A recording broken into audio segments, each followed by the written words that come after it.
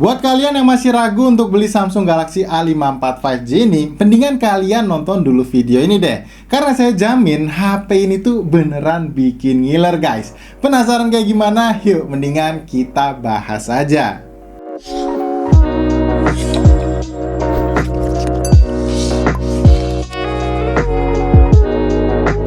Halo guys, ketemu lagi barengan saya Iksan. Akhirnya nih setelah gunain Samsung Galaxy A54 5G ini dalam waktu yang cukup panjang, kurang lebih hampir sekitar 2 bulan, saya jadi punya kesimpulan kalau Samsung Galaxy A54 5G ini tuh layak banget untuk kalian beli. Selain memang secara looks design maupun feel fisiknya itu berasa flagship, experience selama saya pakai pun bener-bener nggak ngecewain guys. Yang pertama, jelas dari bagian desainnya ya. Memang belakangan ini Samsung lagi seneng banget ya bikin semua lini produknya itu mirip-mirip desainnya sama lini flagship mereka, yaitu S23 series. Tapi selama saya coba beberapa produk mereka yang memakai desain yang mirip flagship, dari kelas entry-nya sampai ke mid-end-nya kayak yang saya pegang ini ya, yang punya feel mendekati Samsung Galaxy S23 versi regulernya ya cuma Samsung Galaxy A54 5G ini guys. Bahkan gak jarang Samsung Galaxy A54 5G ini tuh dikira sama beberapa orang ya adalah smartphone flagshipnya Samsung, yaitu S23 yang reguler tadi.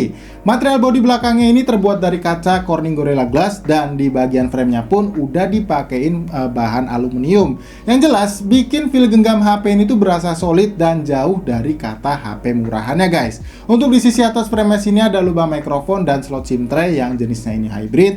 Di sisi kanan ada tombol volume dan tombol power. Di sisi bawah ada lubang mic lagi, port charger USB Type-C dan grill speaker. Lalu di bagian kirinya ini polosan aja, nggak ada apa-apa.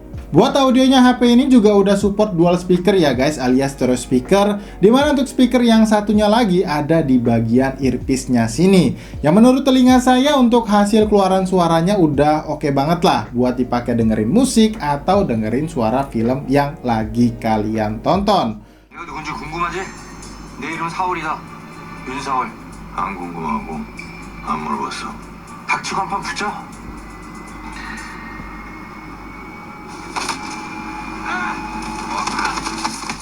Oh ya, untuk harga dari Samsung Galaxy A54 5G ini tuh ada dua ya guys. Dimana yang saya lihat dari website resmi mereka, harganya masih terpantau stabil, dimana untuk varian basicnya dengan RAM dan storage 8/128GB dijual dengan harga 5,999 juta, dan yang untuk 8/256GB nya dijual dengan harga 6,399 juta. Tapi tenang aja guys, buat kalian yang pengen dapetin HP ini tuh dengan harga yang lebih murah, kita udah bantu pilihin tempat belinya lewat link yang seperti biasa bakal ada di kolom deskripsi.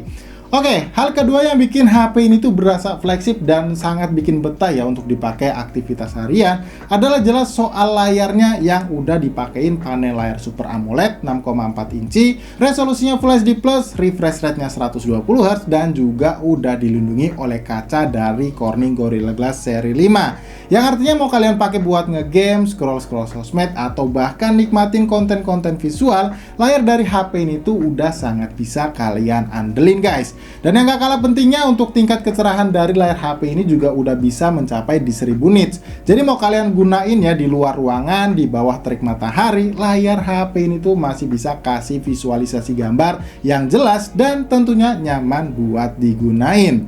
Kalau soal performa, chipset Exynos 1380 yang dipakai ini tuh bener-bener udah enak banget ya guys buat dipakai ngapa-ngapain. Misal pengguna ringan kayak main sosmed atau buat penunjang kerjaan kayak balas pesan WhatsApp atau balasin email klien gitu, HP ini tuh udah sangat bisa diandelin. Bahkan mau kalian pakai buat penggunaan berat kayak main game, HP ini juga udah bisa kasih pengalaman bermain game yang cukup imersif. Ya walaupun secara optimalisasi grafis dalam gamenya masih cukup terbatas ya guys. Misalnya nih, kalau diajak main game Mobile Legends, untuk settingan grafis yang bisa kalian dapat hanya di high dengan frame rate-nya yang high juga. Tapi meskipun settingan grafis ultranya belum terunlock di HP ini udah bisa kasih FPS yang cukup stabil di 60 FPS. Buat dipakai main game PUBG Mobile juga sama aja ya guys. Untuk settingan grafisnya masih terbatas di HD high dan smooth high-nya. Tapi untuk experience di dalam gamenya selama saya pakai main di settingan grafis smooth high-nya, masih berasa nyaman tanpa adanya frame drop. Sebab untuk rata-rata FPS yang bisa didapat HP ini tuh berkisar antara 27 sampai 29 FPS. Apalagi ditambah fitur giroskopnya yang nggak delay karena sudah hardware, jelas bikin feel bermain game PUBG ini tuh jadi makin nyaman lagi.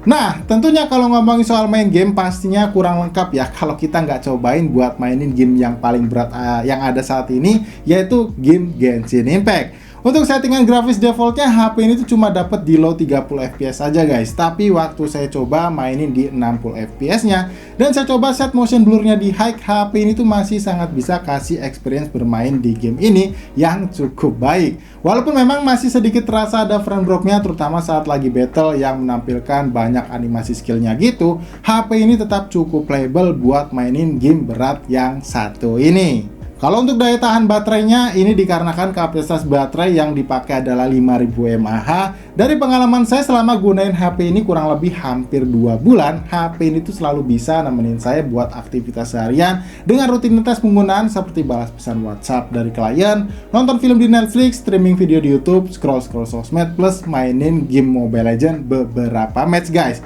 Masih selalu nyisain ya sekitar 8-11%, semisal paginya itu baterai dalam kondisi optimal alias 100%. Ya kalaupun baterainya itu sampai lowbat, meskipun bukan yang paling cepat ya, tapi saya rasa untuk mengisi daya baterai 5000 mAh HP ini dari 0 sampai 100% yang memakan waktu 1 jam 38 menit masih terbilang cukup memuaskan berkat teknologi pengisian daya power delivery-nya yang sebesar 25 watt. Dengan catatan guys, kalian itu udah punya adapter charger yang support power delivery sebesar 25 wattnya tadi ya. Mengingat di paket pembeliannya, HP ini udah nggak lagi menyediakan kepala charger bawaannya. Nah, sebelum saya lanjutin buat ngebahas soal kameranya ya, di sini tuh saya mau kasih tahu dulu bagian yang nggak kalah penting, bahkan untuk sebagian orang ini tuh sangat penting, yaitu soal softwarenya. Beruntungnya waktu pertama kali kalian nyalain HP-nya ini tuh nanti untuk UI-nya sendiri, ini sudah terinstall UI yang paling baru dari Samsung, yaitu One UI 5.1 dengan basis Android paling baru juga, yaitu Android 13. Yang mana selama saya gunain HP ini nyaris di 2 bulan ya, saya itu udah dapetin beberapa kali update softwarenya, baik untuk security patch-nya maupun perbaikan-perbaikan software dari yang sebelumnya. Tentu aja hal ini tuh adalah hal yang sangat menarik ya guys, semisal kalian itu punya rencana buat gunain HP ini dalam waktu yang cukup panjang. Mengingat Samsung sendiri juga kasih jaminan ya untuk HP ini tuh akan terus mendapatkan update softwarenya hingga 4 tahun ke depan, plus untuk security patch-nya itu bakalan dapat update selama 5 tahun ke depan. Ya meskipun untuk fitur kelas flagship-nya kayak Samsung Dex itu nggak kesedia ya, atau nggak tersedia di HP ini, buat saya ini tuh bukanlah sebuah deal breaker yang patut kalian pertimbangin dari HP ini. Apalagi nih guys, kalau kalian itu udah cobain yang namanya foto editor dari aplikasi bawaannya, yang menurut saya ini tuh udah cakep banget ya, sebab tanpa perlu kalian install lagi aplikasi editor foto dari pihak ketiga kayak Adobe Lightroom atau yang sejenisnya, kalian itu udah bisa edit foto kalian di aplikasi bawaannya dengan cukup profesional. Mulai dari menghilangkan sebuah objek secara otomatis ya dengan sekali sentuhan aja, sampai mengatur tingkat kecerahan gambar dan saturasi warna juga bisa kalian manfaatin ya di aplikasi editor bawaannya yang ada di HP ini. Dan akhirnya kita masuk ke pembahasan yang terakhir nih guys, yaitu soal kameranya. Dibekali setup triple kamera di bagian belakangnya sini ya, yang mana resolusi kamera utama 50 megapiksel dengan OIS, 12 megapiksel untuk lensa ultrawide, 5 megapiksel untuk lensa makro, dan satu buah lensa kamera selfie yang punya resolusi 32 megapiksel. Yang mana untuk kualitasnya menurut saya udah cakep banget ya, detailnya bagus, dynamic range-nya berasa luas, dan yang terpenting untuk saturasi warnanya masih terlihat cukup natural. Dan yang paling saya suka dari hasil jepretan kameranya ini adalah pada saat saya gunain mode potretnya ya guys, yang mana bisa hasilin gambar dengan background bokeh yang cukup rapi. Intinya ya bisa dibilang kualitas dari sensor kamera Sony IMX766 yang dipakai Samsung Galaxy A54 5G ini tuh bener-bener bisa kasih kualitas gambar yang sangat baik. Sementara untuk sisanya kayak gimana, kalian bisa nilai sendiri aja lewat beberapa foto dan sampel video berikut ini.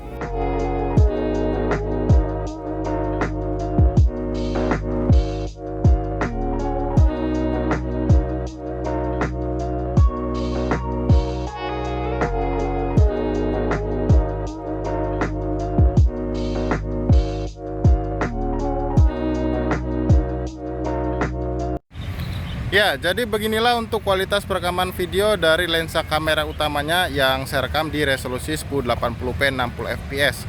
Kalau kalian pilih di 60 fps, sayangnya untuk fitur super steady-nya ini nggak bisa diaktifin ya guys. Walaupun kalau yang saya lihat di preview gambarnya sini tuh kelihatan cukup stabil, tapi saya rasa ini hasilnya nanti bakal agak sedikit kelihatan agak geter-geter gitu guys. Dan overall untuk saturasi warna maupun dynamic range-nya ini kelihatan cukup luas ya. Kalian bisa lihat ini warnanya juga nggak terlalu kelihatan di boost. Udah oke lah kalau mau kalian pakai buat dokumentasi maupun daily vlogging kayak gitu. Nah, kalau ini saya rekam di resolusi Full HD 30 fps, cuman untuk super steady-nya saya aktifkan guys. Mungkin memang kalau yang saya lihat di preview layarnya sini nggak terlalu kelihatan ada perbedaan ya guys dengan yang tadi. Tapi untuk hasilnya nanti kalian bisa nilai sendiri apakah yang Full HD 30 fps dengan Ultra Steady aktif ini lebih baik, atau yang Full HD 60 fps tadi tanpa Ultra Steady-nya aktif atau Super Steady-nya aktif guys. Nah, untuk sekarang kita pindah ke lensa kamera depannya guys, dan seperti inilah untuk kualitas perekaman videonya yang saya rekam di resolusi 1080p 60 fps. Sayangnya ini untuk fitur super steady-nya nggak ada ya guys, kayak di lensa kamera belakangnya tadi. Cuman ya kalau saya lihat di preview layarnya sini, untuk stabilan gambarnya sendiri ya udah cukup lumayan oke lah ya. Saturasi warna dan dynamic range-nya juga cukup terlihat luas. Ini kalau misalkan kita coba direct langsung ke langit, ini wajah masih cukup terlihat dengan baik ya, jadi nggak terlalu gelap kayak gitu. Dan untuk penangkapan suaranya sendiri ini seperti apa guys, apakah tertangkap dengan jelas atau enggak, kalian bisa tulis aja di kolom komentar yang ada di bawah. Ya overall nice sih menurut saya juga, apalagi untuk POV gambarnya juga nggak terlalu close up ke wajah. Ya, jadi untuk kesimpulannya, saya rasa di range harga segini Samsung Galaxy A54 5G itu adalah pilihan terbaik buat kamu yang butuh smartphone dengan kualitas kamera yang oke dan pengen dapetin experience smartphone flagship dari Samsung dengan harga yang cukup terjangkau. Apalagi kalau kalian ada rencana ya buat gunain HP ini tuh dalam waktu yang cukup lama, beneran deh bakalan kebantu banget sama jaminan update softwarenya tadi yang bisa sampai di 4 tahun ke depan. Ditambah HP ini juga udah punya atau mengantongi sertifikasi IP rating 67 yang tahan terhadap air dan juga debu. Jelas di range harga segini cuma Samsung Galaxy A54 5G yang bisa kasih itu guys. Well, saya rasa cukup kayak gitu dulu aja video review Samsung Galaxy A54 5G-nya ini. Seperti biasa, like videonya kalau kalian suka dan share ya ke teman-teman kalian kalau ngerasa video kita kali ini bermanfaat. So, kalau gitu sampai di sini saya Iksan pamit dan sampai kita ketemu lagi guys di video review yang berikutnya. Paling oke sih.